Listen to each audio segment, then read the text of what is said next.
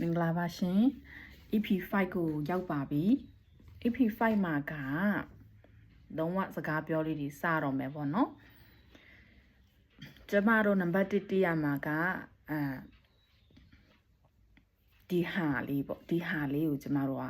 အနီးလို့ပြောတယ်အနီး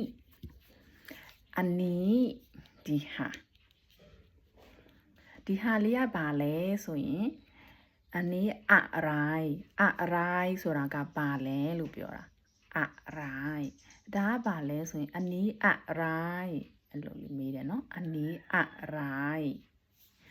မိန်းကလေးတွေဆိုရင်တော့အနီးအရိုင်းခါပေါ့နော်ယောက်ျားလေးဆိုရင်တော့အနောက်မှာ crab လို့ထည့်သုံးတာအနီးအရိုင်း crab နော်အနီးအရိုင်းပြီးကျမတို့ကနာမည်ဆိုရင်ကျမတို့ကချစ်အဲ့လိုပြောတယ်နော်နာမည်ကိုချစ်နာမည်ဘယ်လိုခေါ်လဲဆိုရင်သူတို့ကချစ်အရိုင်းနော်နာမည်ပါလဲပေါ့ကိုရီးယားတော့နာမည်ဘယ်လိုခေါ်လဲလို့သုံးတာလीနော်အဲ့တော့နာမည်ဘယ်လိုခေါ်လဲဆိုရင်ချစ်အရိုင်းခါကိုနာမည်လေးကပြောလိုက်လို့ရပြီနော်ချစ်အရိုင်းခါမင်းကျမတို့ကဘလောက်လဲဆိုရင်ထောက်ရိုင်လို့မြည်တယ်ထောက်ရိုင်ဘလောက်လဲထောက်ရိုင်ဒီဟာလေးကဘလောက်လဲခဏတော့ကျမတို့ကဒီဟာလေးဆိုရင်အနီးလို့ပြောထားတယ်လေဟုတ်မလားအနီးထောက်ရိုင်ခါဒါလေးကဘလောက်လဲရှင်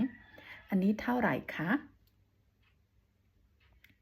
ဇီးဘွယ်အချိန်တိုင်းသုံးလို့ရသွားပြီနော်အနီးထောက်ရိုင်ခါ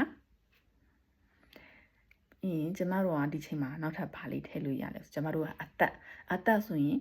အာယုလို့ပြောတာအာယုနော်အသက်ဘလောက်လဲအာယုထောက်ရိုင်ခါနော်အသက်ဘလောက်လဲအာယုထောက်ရိုင်ခါဒါဆိုရင်ကျမတို့ကဒီနေ့စကားလုံးဘယ်နှခုရသွားပြီလဲနော်ဒါလေးကပါလဲအနည်းအရိုက်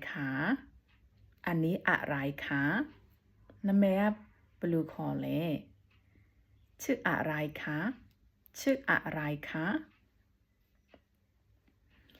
ဒါဘယ်လောက်လဲအနီးထောက်ရိုက်ခါအသက်ဘယ်လောက်လဲအာယုထောက်ရိုက်ခါအဲ့ဆိုရင်ကျမတို့ဒီ EP လေးမှာ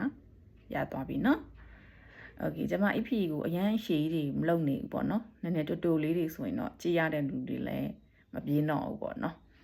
ဟုတ်ကဲ့ပါဆိုရင်ကျမတို့နောက် EP မှာထပ်ဆုံပါမယ်ရှင်